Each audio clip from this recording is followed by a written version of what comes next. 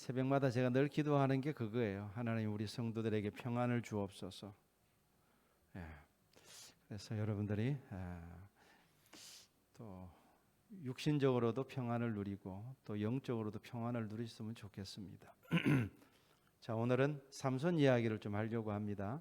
지난 한 주간 동안 일주일 내내 우리는 삼손 이야기를 묵상했죠.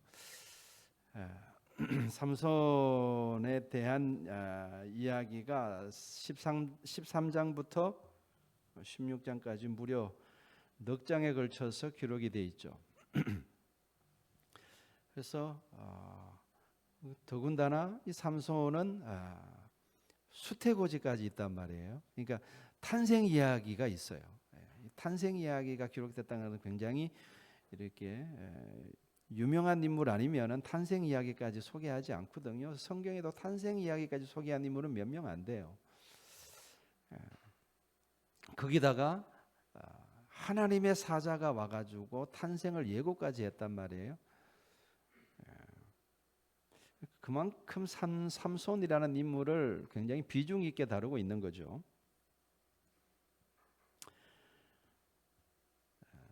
그리고 그는 태어나면서부터 나실인으로 하나님의 선택을 받았던 인물입니다. 자, 그 정도 되면은 그 뒤에 그 삼손의 위대한 업적이 소개되어야지 정상이죠. 우린 그걸 기대하지 않습니까? 그러나 반대로 삼손은 12명의 사사들 중에 가장 타락한 사사고 가장 비참한 최후를 맞이한 사사입니다. 전혀 우리가 생각한 것과는 다르게 스토리가 전개되어 가죠. 그러니까 성경이 이 삼손이라는 인물을 비중 있게 다루는 것은 그가 위대한 영웅이거나 어떤 신앙적인 인물이었으라기보다는 그를 통해서 하나님께서 우리에게 주시고자 하는 메시지가 너무너무 중요하기 때문이다. 저는 그렇게 생각을 합니다. 그래서 비중 있게 다루는 거예요. 이 삼손이라는 인물을 통해서 하나님께서 우리에게 말씀하시고자 하는 메시지가 너무너무 중요하기 때문에 비중 있게 다루었다. 저는 그렇게 봅니다. 자, 그러면 삼손 이야기를 통해서 하나님께서 우리에게 말씀하시고자 하는 메시지가 뭘까요? 그걸 오늘 제가 여러분들과 함께 나누고자 하는 겁니다. 오늘은 설교가 평소보다도 조금 길 겁니다. 제가 설교 준비를 하다 보니까 보통 원고를 4-5장 준비하는데 오늘 한 7페이지 정도 되더라고요. 그러니까 아예 그냥 여러분들 마음을 좀 푸근하게 좀 잡수시고 오늘 왜 이렇게 설교가 기나 이러면 은혜가 안 돼요. 아예 그냥 여러분의 마음을 좀 이렇게 여유 있게 잡수시라고 말씀드리는 겁니다. 자, 이 삼손 이야기를 우리가 제대로 좀 이해하려면은 나실인이 도대체 누구며 그리고 나실인은 왜 머리카락을 자르면 안 되는지를 이해를 해야 됩니다. 그래야지 이 삼손 이야기를 우리가 이해할 수가 있어요. 자, 이를 위해서 우리가 성경을 2군데를 볼 겁니다. 잘 따라오시기 바랍니다. 먼저 자, 민수기 6장으로 가겠습니다. 자, 민수기 6장을 좀 펴시기 바랍니다. 민수기가 어디 있는지 모르는 분은 없겠죠? 민수기는 마태복음 뒤에 있습니다. 잘 찾아보시기 바랍니다. 자, 민수기 6장 찾으셨어요? 시간 관계상 읽지는 않겠습니다. 필요한 부분들만 함께 읽도록 하겠습니다. 자, 여기 보면은 나실인이 어떤 사람인가 하는 것을 우리에게 소개하고 이야기하고 있어요. 나실인은 자, 저를 보세요. 제가 읽으라 그럴 때 이제 같이 보시고, 나실인은 구별된 자 또는 하나님께 구별되어서 드려진 자라는 뜻이에요. 그 나자르, 그 동사가 나자르, 우리가 나사로 그러잖아요. 이게 나자르입니다. 나자르에서 그 동사고 나지르가 명사인데 나지르가 이렇게 이제 디보트 됐다. 그러니까 하나님께 구별되어서 봉헌되었다 그런 뜻이에요. 그러니까 나실인은 그런 의미를 가지고 있습니다. 2절을 같이 읽어보겠습니다. 2절 민수기 6장 2절 시작. 이스라엘 자손에게 전하여 그들에게 이르라. 남자나 여자가 특별한 서원 곧 나실인의 서원을 하고 자기 몸을 구별하여 하나님께 드리려고 하면, 자, 이 민수기 6장은 나실인의 법에 대해서 설명하고 있는데, 자, 오늘 여기 읽었는데 보면은 자기 몸을 구별하여 여호와께 드리려고 하면 그렇게 말하죠. 그러니까 나실인이란 어떤 사람입니까? 자기 몸을 구별해서 여호와께 드린 사람을 나실인이라 그러는 거예요. 나실인은 여러분들 두 종류가 있습니다. 삼손처럼 태어나면서부터 나실인이 된 사람이 있어요. 이 사람은 평생 나실인으로 살아야 돼요. 평생 자기 몸을 구별해서 하나님께 드려야 돼요. 근데 이렇게 태어나면서부터 나실인으로 태어나는 사람은 극히 드물고, 대부분 나실인은 뭐냐 그러면 자기가 서원을 합니다. 오늘 민수기 6장에 그 법을 다루고 있는 거예요. 나는 나실인으로 하나님께 내 자신을 드리고 싶습니다 라는 사람은 기간을 정해놓고 하나님 앞에 서원을 하는 거예요. 자, 그 법에 대해서 이제 6장에 쭉 이렇게 나와 있는 겁니다. 그래가지고 자기가 서원한 기간 동안 나실인으로 살다가 기간이 지나면 어떻게 되는 거예요? 다시 일반인으로 돌아가게 되는 거죠. 그럼 만약 나실인으로 서원해서 살다가 하나님의 계명을 어겼어요. 다시 말해서 부정한 것을 만지거나 접촉하거나 뭐 이렇게 돼가지고 이게 어기게 되면 어떻게 됩니까? 그럼 다시 시작하는 거예요. 지금까지 살아왔던 건 다 무효화되고 오늘부터 다시 이제 시작이 되는 겁니다. 근데 그런 내용들이 이 민수기 6장에 나와 있어요. 자, 아무튼 나실인으로 서약하였으면은 지켜야 될 것이 세 가지가 있습니다. 민수기 6장에 그게 나와 있습니다. 첫 번째는 뭘 지켜야 되냐면요, 포도주와 독주를 멀리해야 돼요. 술을 마시지 말아야 돼요.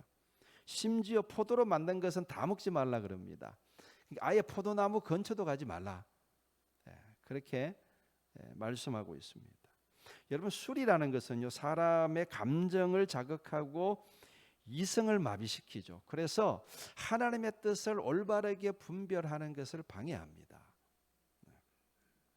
여러분들 잘 아시다시피 노아가 딱 한 번 추태를 부리죠. 실수를 하죠. 왜 그렇습니까? 포도주를 마시고 취해가지고 추태를 부리게 되죠. 그래가지고 그 아들 중에 누굽니까? 저주를 받은 아들이 누구예요? 함이 저주를 받잖아요.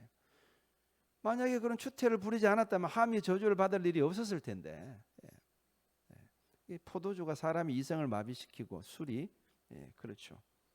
그리고 여러분들 이사야 28장 7절에 보면은 구약의 그 제사장들과 선지자들, 정말 하나님을 제대로 섬겨야 될 사람들이죠.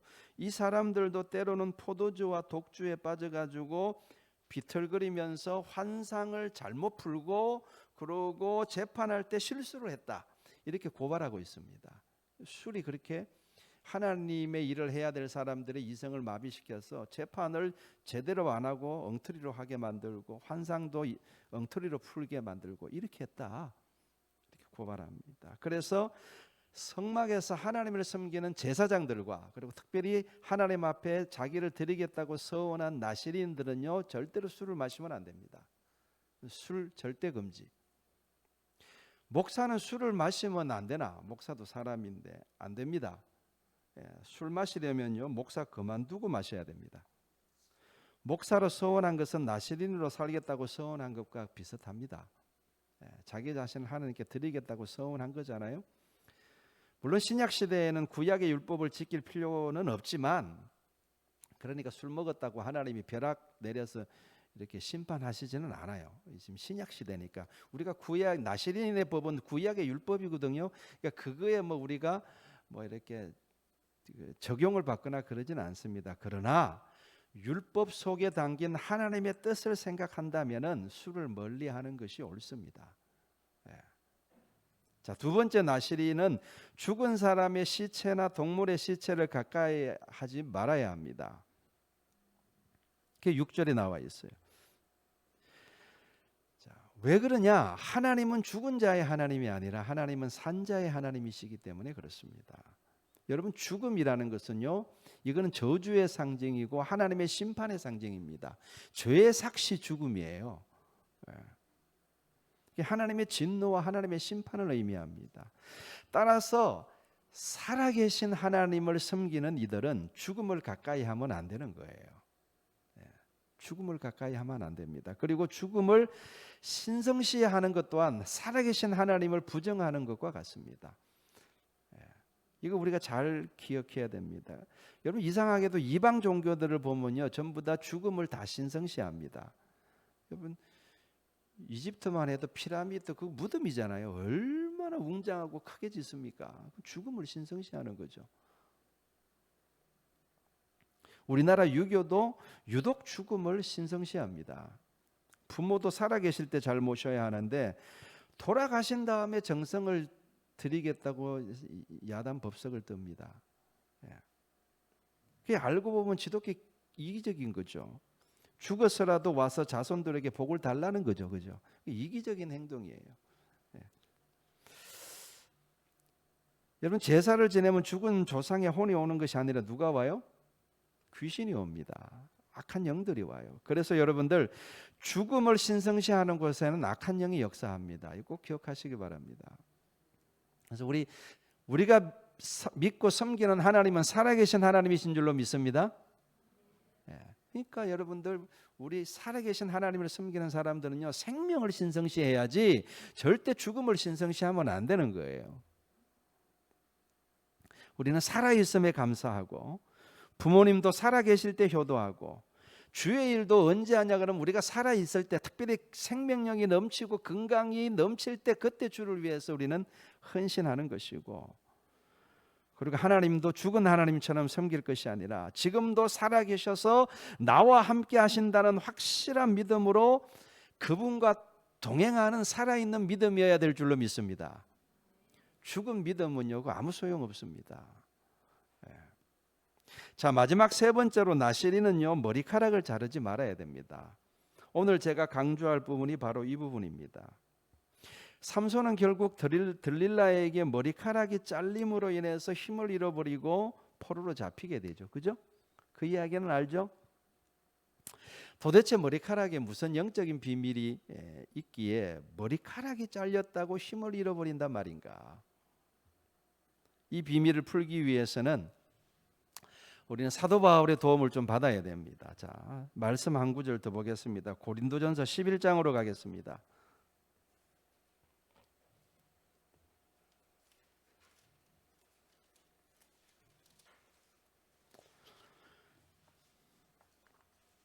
자, 고린도전서 11장 펴놓으시고 제가 같이 읽자 그럴 때 좀 읽어주시길 바랍니다. 자, 저를 보시기 바랍니다. 고린도전서 다 찾으셨으면 저를 보세요. 고린도전서 11장에는 무슨 내용이 적혀 있냐 그러면요, 그 전반 부분, 후반부는 성찬식에 대한 이야기가 적혀 있고 전반부는 여자가 예배 드릴 때 또는 기도할 때 머리에 뭐를 써야 되냐 말아야 되냐 이 문제에 대해서 지금 사도 바울이 가르쳐주고 있습니다. 근데 이 내용의 핵심 메시지가 뭐냐 그러면 머리됨에 대해서 너희가 이해하느냐 그걸 지금 가르치려고 하는 거예요. 머리됨. 여러분 머리됨이라는 게 뭡니까? 한 가장의 머리는 누구예요? 한 가정의 머리. 아버지가 머리죠, 그죠? 뭐 어머니가 머리 역할을 하는 가정도 있겠지만 보편적으로 봤을 때 한 회사의 머리는 누굽니까? 사장이 머리죠. 한 나라의 머리는 누구예요? 대통령이나 왕이 머리 역할을 하죠. 그때 그 머리됨 그거에 대해서 이해를 하느냐 그걸 지금 가르치려고 지금 한다 이 말입니다. 자, 그러니까 여자의 머리는 남자이고 남자의 머리는 그리스도이며 그리스도의 머리는 하나님이시다 이렇게 말씀합니다. 그리고 남자는요 머리를 이렇게 가리는 게 머리 대신은 그리스도를 욕되게 하는 거고 여자는 반대로 머리에 뭔가를 쓰지 않고 맨머리로 나오는 게 머리 되는 남자를 욕되게 하는 거다. 자, 4절 5절 같이 읽겠습니다. 4절 5절 시작. 머리에 무엇을 쓰고 기도나 예언을 하는 자는 그 머리를 욕되게 하는 것이요 무릇 여자로서 머리에 쓴 것을 벗고 기도나 예언을 하는 것은 그 머리를 욕되게 하는 것이니 이는 머리를 민 것과 다름이 없음이라. 여러분 성경은요 남자가 여자의 머리가 된다라고 분명히 말씀합니다. 그러니까 남녀 사이의 질서를 명확하게 합니다. 이것은 오늘날 인본주의적 사고에서는 말도 안 되는 소리라고 다들 이렇게 생각하겠죠. 특별히 여성분들이 분노할 수 있는 대목입니다. 그러나 하나님은 영적인 필요에 의해서 그런 질서를 만드신 거예요. 자, 여자분들은 좀 기분이 나쁘시겠지만 좀 화를 가라앉히시고 잘 들어보시기 바랍니다. 자, 일단 11절 12절을 먼저 읽겠습니다. 11절 12절 시작.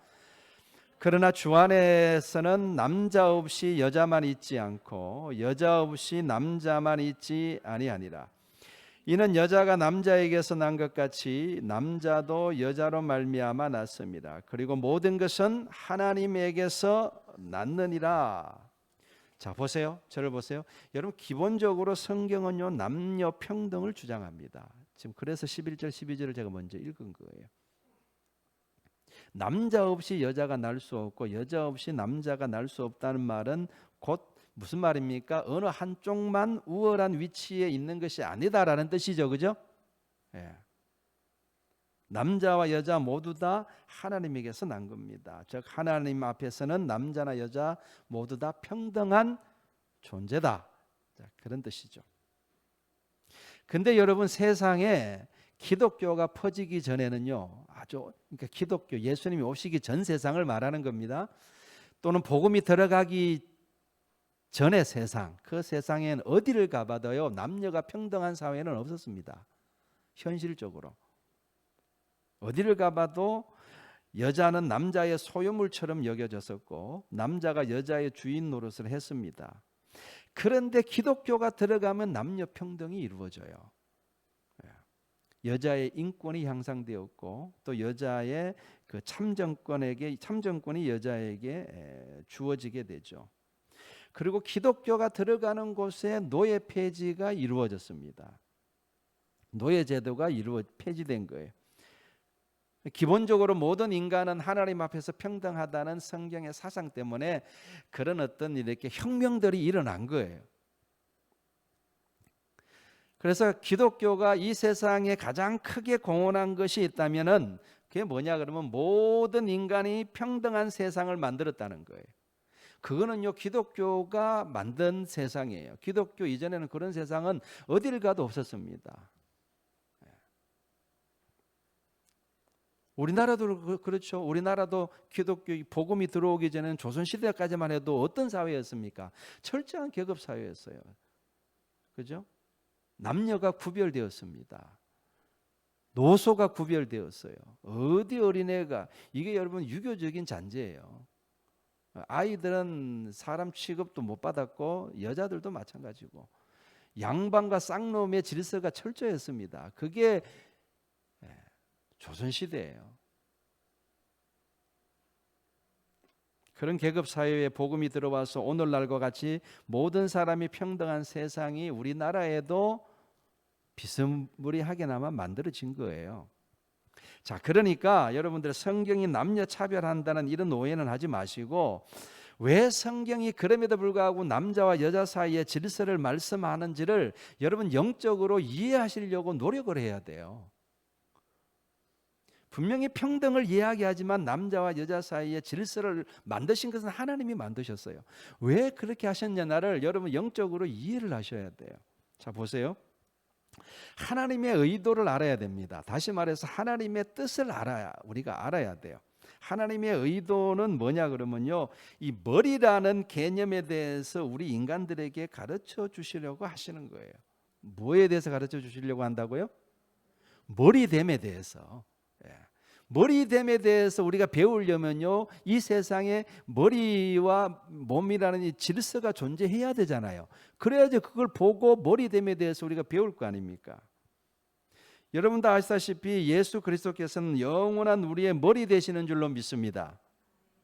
그걸 어떻게 우리에게 설명할 거예요? 하나님이 그걸 우리에게 설명하고 싶으신데 그걸 어떻게 설명하실 거예요? 실물 뭔가 이렇게 교육 자료가 있어야 될 거 아닙니까?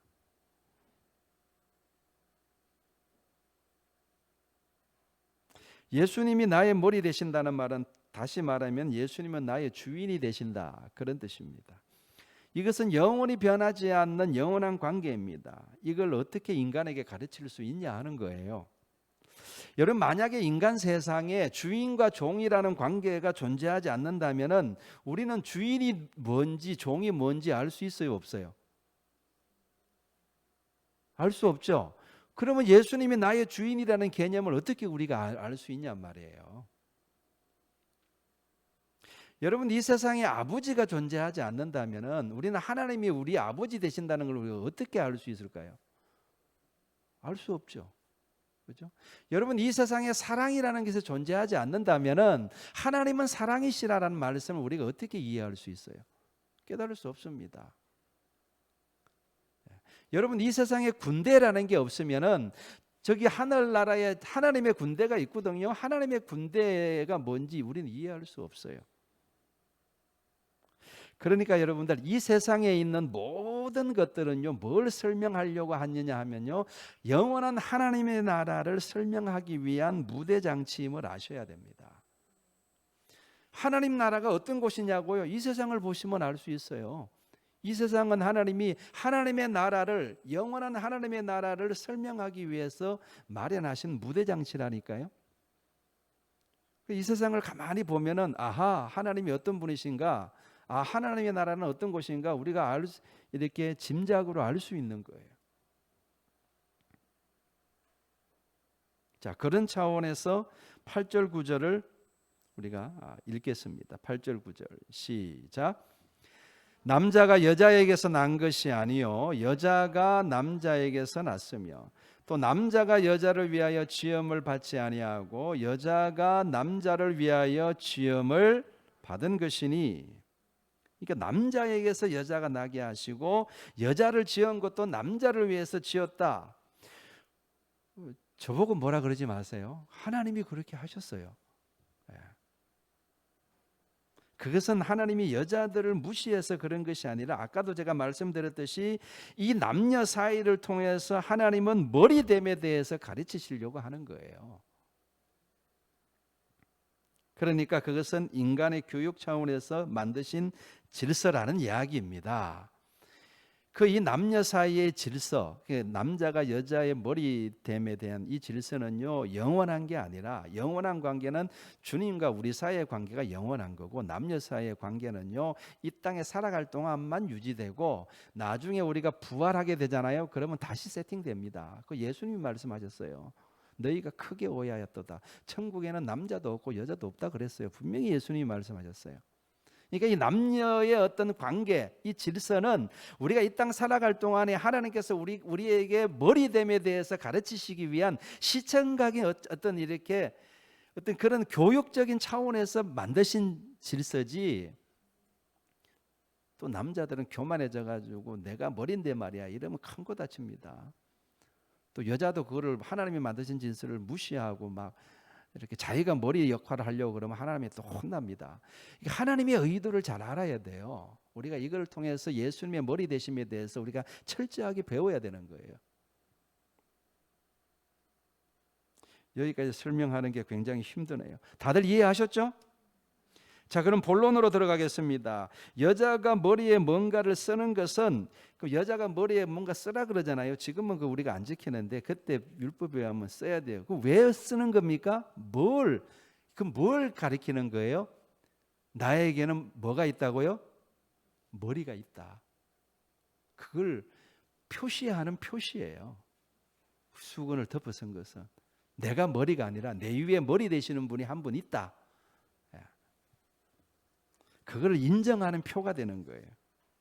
즉 남편이 나의 주인됨을 인정하는 겁니다. 그것은 궁극적으로 하나님이 만드신 질서를 인정하는 거고 하나님을 존중하는 표시가 되는 거예요. 네. 자, 이제 15절을 보겠습니다. 15절 같이 읽겠습니다. 시작. 만일 여자가 긴 머리가 있으면 자기에게 영광이 되나니 긴 머리는 가리는 것을 대신하여 주셨기 때문이다. 자, 긴 머리는 뭘 대신하여 준 거라고요? 이 가리는 걸 대신해서 긴 머리를 주셨다. 이렇게 말씀합니다. 그러니까 여자는 머리를 기름으로써 자신의 주인이 있다는 것을 인정하는 것이 되는 겁니다. 그럼 여자는 머리를 깎으면 안 되는가? 6절을 보세요. 6절을 보시면 만일 여자가 머리를 가리지 않거든 깎을 것이요 이렇게 말씀합니다. 그러니까 여자가 혼자 살거나 남편이 없어요. 자기 주인 되는 남편이 없어요. 혼자 살거나 또는 미망인일 경우에는 깎아도 괜찮다는 겁니다.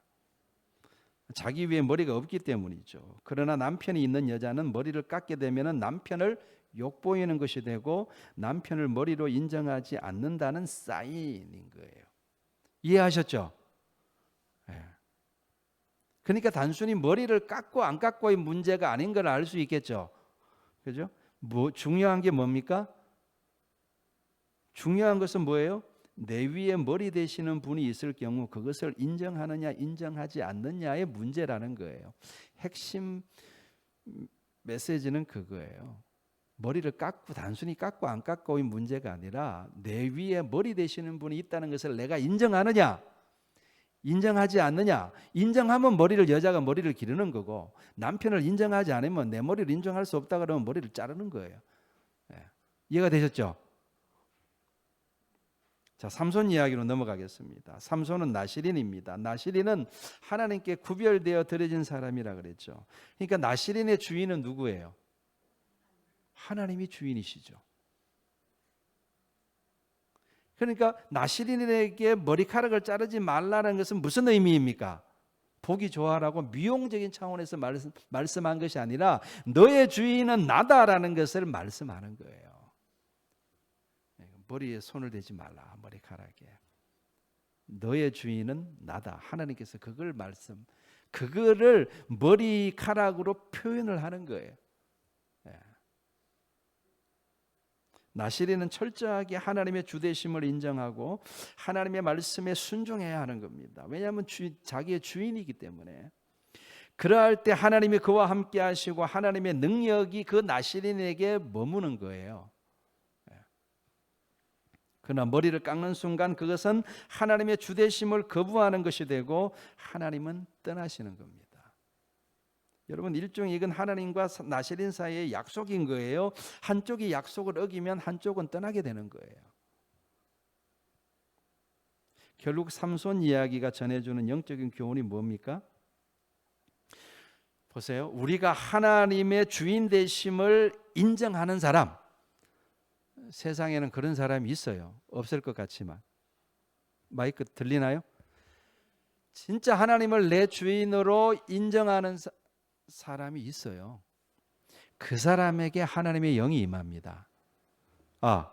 마이크 테스트 하나 둘 셋. 그 사람에게 하나님의 영이 임해요. 그 사람에게 하나님의 능력이 머무르는 줄로 믿으시길 바랍니다. 아무에게나 하나님의 영이 임하는 것이 아니라 예수 그리스도께서 나의 주인이십니다. 이거를 인정하고 받아들이는 사람. 근데 그걸 내가 인정하지 않는 순간 어떻게 됩니까? 하나님의 영은 나를 떠나게 되고 하나님의 능력은 나를 떠나게 되는 거예요. 그리고 거룩한 능력을 상실한 그리스도인은 맞서리는 소금이 되어버리고 마는 겁니다. 세상의 발피뿐이죠. 여러분, 성경은요, 예수님이 우리를 핏값으로 사셨다고 말씀합니다. 고린도전서 6장 20절에 이렇게 말씀합니다. 너희는 너희 자신의 것이 아니라 값으로 산 것이 되었으니 그런즉 너희 몸으로 하나님께 영광을 돌리라.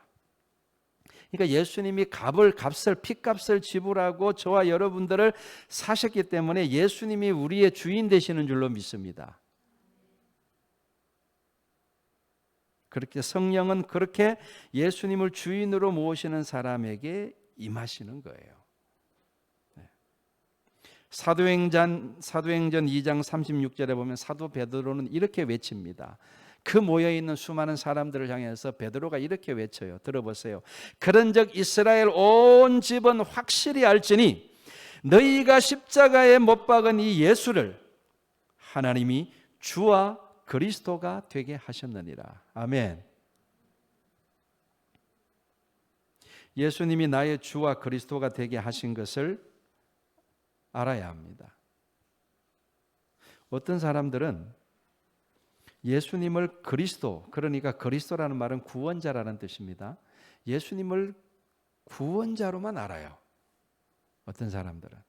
그러나 그건 반쪽짜리 믿음입니다. 온전한 믿음은요, 예수님이 나의 구원자이실 뿐만 아니라 나의 주인이심을 믿고 받아들이는 거예요. 그게 온전한 믿음입니다. 그래서 온전히 예수님 말씀에 순종할 때 우리는 성령의 능력을 받게 될 줄로 여러분들 믿으시기를 바랍니다. 여러분, 현대인들을 한번 이렇게 생각해 보세요. 오늘날 21세기를 살아가는 현대인들, 사사기 시대 이스라엘 백성들과 많이 닮아 있는 것 같지 않아요? 본질적으로. 사사기 시대의 특징을 한마디로 요약하면 뭡니까?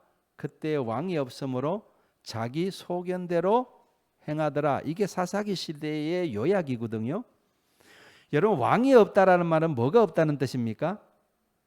주인이 없다는 뜻이에요. 나를 다스리고 나를 통제하고 나를 이끌어가고 하는 주인이 없다는 뜻입니다. 왕이 없다는 말은. 그러니까 주인이 없으니까 다 자기 마음대로 살아가는 거예요.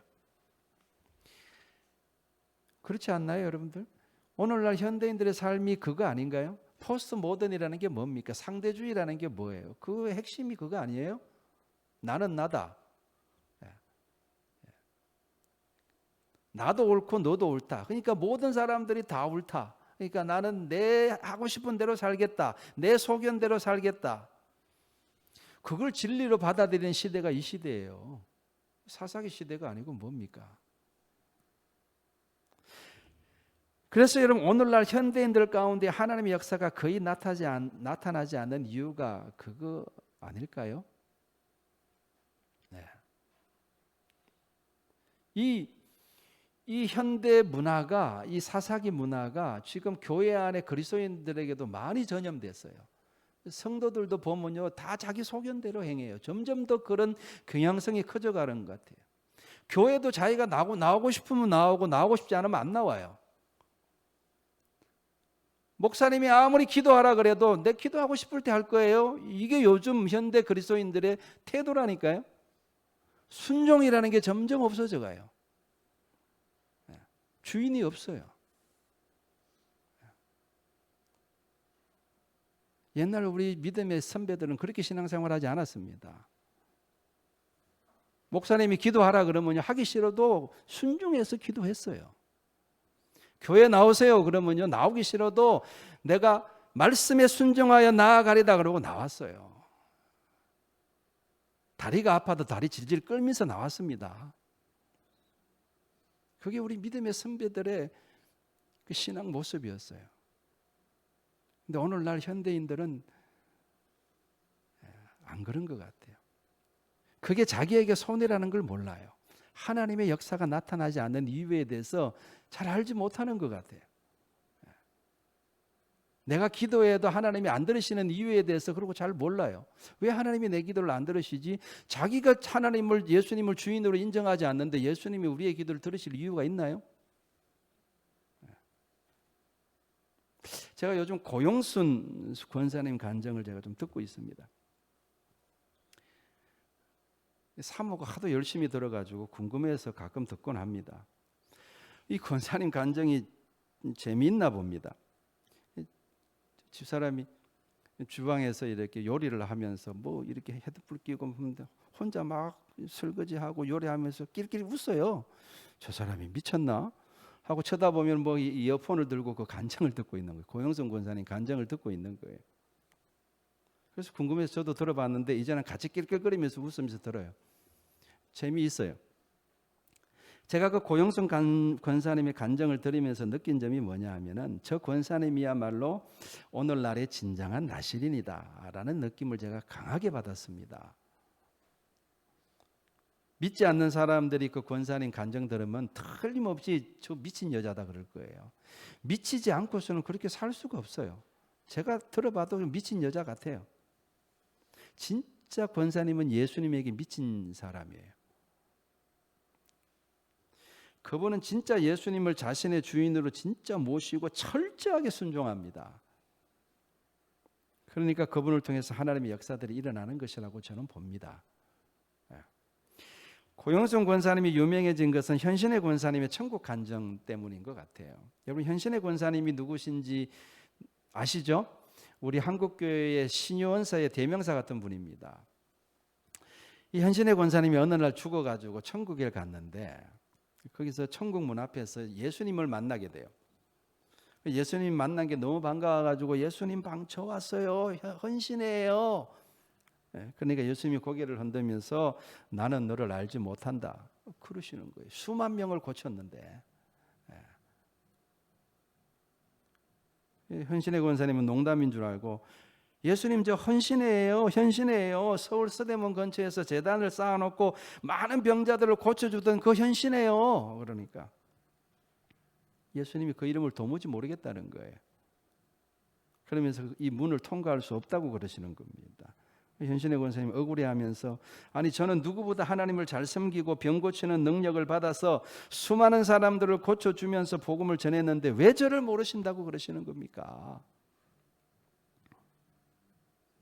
그랬더니 예수님이 말씀하시기를 너는 내 능력을 가지고 장사를 하였지 언제 나에게 영광을 돌리고 나의 일을 하였느냐.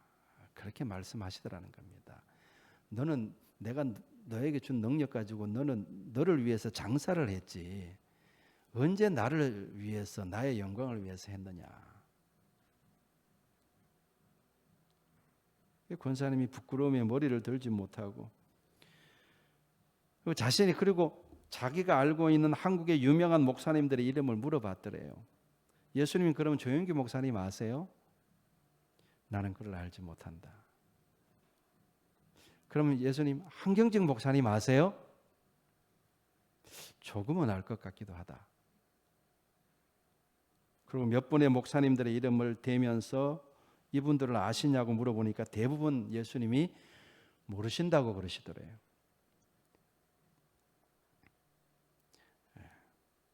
마지막으로 그럼 김창현 목사님은 아십니까? 그러니까 예수님이 주저없이 내가 그 이름을 아노라 이렇게 말씀하시더라는 겁니다. 제가 그대로 전해주는 겁니다. 그러고 나서 현신의 권사님은 예수님 앞에 바짝 엎드려서 한 번만 더 회개할 기회를 달라고 사정했는데 예수님이 그 부탁을 들으시고 한 번 더 기회를 주시겠다고 하시면서 한 가지 당부를 하셨는데 온갖 핍박 속에서도 충성을 다하는 작은 여종 벙어리였던 고영순이를 세상에 가면 꼭 만나보거라. 그 부탁을 하시더랍니다. 제가 이 현신의 권사님의 이 천국 간증의 진짜인 글을 이 대목에서 제가 알게 됐어요. 이 예수님의 입으로부터 고영순이라는 이름을 듣기 전까지 고영순이라는 사람을 본 적도 없고 알지도 못했어요. 근데 예수님이 고영순이를 꼭 만나보거라. 그는 나의 여종이다. 이렇게 말씀을 하시는 거예요. 그 후에 헌신의 권사님은 기적처럼 살아나게 됩니다. 그때 그녀의 시신은 입관을 미루고 있었어요. 왜냐하면 미국에 있는 아들을 지금 기다리고 있는 거예요. 아들이 오면 입관하려고. 아들이 도착하기 전에 다시 살아난 거예요. 다시 살아난 후에 그녀는 평생 하나님을 섬기며 살아온 자신과 그리고 세계적인 목사가 된 조영기 목사님마저 예수님이 모른다고 한 것에 굉장히 큰 충격을 받고 두려움에 떨었다고 합니다. 다시 한번 기회를 얻은 거잖아요, 권사님이. 그래가지고 자신의 치유 능력으로 자만에 빠져있던 것을 회개하고 그동안 병 고침 받은 사람들이 헌금한 게 액수가 그때 무려 30억이랍니다. 그때 30억, 지금은 300억, 3천억입니다. 그 금액을 그 예수님이 아신다고 하셨던 김창인 목사님이 섬기고 있는 북한 선교단체에 전액 기부하게 됩니다. 그거는 그때 당시 신문에도 났었던 유명한 사건입니다. 그리고 예수님께 물어보았던 그 목사님들을 일일이 찾아가서 자신의 천국 체험을 나누게 됩니다. 조영기 목사님은 그 이야기를 듣고 크게 회개하고 개인적으로 착복하였던 헌금 그걸 다 이제 구로공단 근로자들을 위한 엘림 복지타운을 건립하는데 다 헌금하였고 또 한경진 목사님도 그 이야기 듣고 크게 회개하셨다고 합니다. 그리고 특별히 주님이 당부하셨던 고용순 씨를 찾아보라 그랬잖아요. 고용순이를. 그래서 국민일보 일면에다가 크게 광고를 냈습니다. 그 광고도 그때 당시 신문을 보시면 확인할 수 있을 거예요. 고용순 씨를 찾습니다. 그래야 고용순 씨를 만나게 돼요. 예. 여러분, 세상에서는 큰 자로 불리고 쓰임받고 존경받는다 할지라도 주님은 모른다고 하실 수 있어요. 그러나 세상에서 작은 자 같으나 온갖 고난과 핍박 속에서 남몰래 충성하는 고용순 권사님 같은 분들은 주님이 귀히 보시는 겁니다. 여러분, 우리 신앙생활 똑바로 합시다. 크게 아멘 합시다. 주님이 우리에게 뭐라고 말씀하셨습니까? 나더러 주여 주여 하는 자마다 다 천국에 들어갈 것이 아니요 다만 하늘에 계신 내 아버지의 뜻대로 행하는 자라야 들어가리라. 주님 분명히 말씀하셨죠. 입술로만 주여 주여 하면서 실제로는 예수님을 주인으로 모시지 않는 사람들, 회개하셔야 됩니다.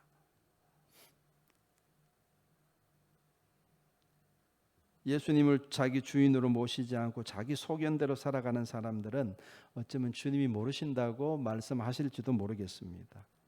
여러분, 진짜 예수님을 나의 주인으로 모셔야 됩니다. 그리고 주님의 말씀에 순종해서 살아야 합니다.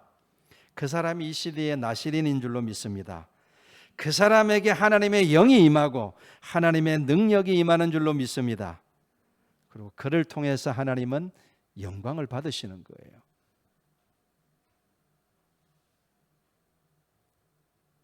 제가 지금까지 신앙생활하면서 정말 감사한 것이 한 가지가 있는데, 그러나 제가 주님 앞에 잘못한 것이 너무 많아가지고 주님 앞에서 부끄러워서 고개도 들 수 없는 죄인이지만, 그래도 제가 지금까지 한 가지는 지키려고 제가 애를 썼습니다. 한 가지는. 그게 뭐냐 그러면, 제가 지금 25년 넘게 설교를 하고 있는데 어떻게 하든지 하나님의 뜻을 전해보려고 애를 썼습니다. 저는 제가 하고 싶은 이야기 한 적 거의 없고요. 여러분들이 듣고 싶어하는 이야기를 한 적도 저는 거의 없습니다. 저는 인기를 얻으려고 사람 입맛에 맞는 설교를 한 적도 없습니다.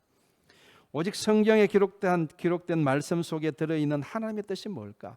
도대체 이 본문에 들어있는 하나님의 뜻이 뭘까? 저는 이거를 일주일 내내 묵상합니다. 그게 제 하나님 일의 대부분이에요. 도대체 하나님이 왜 이 말씀을 하셨을까? 그거 이제 고민하고 하나님이 깨달음을 주시면 그걸 여러분들과 함께 나누는 거예요. 저는 우리 주님이 그것을 좀 어여삐 보시고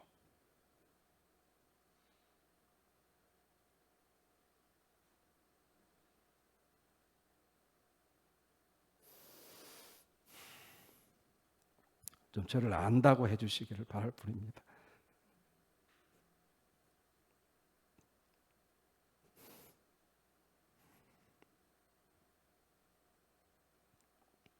여러분도 여러분 나름대로 그런 노력들이 있으시기를 부탁드립니다.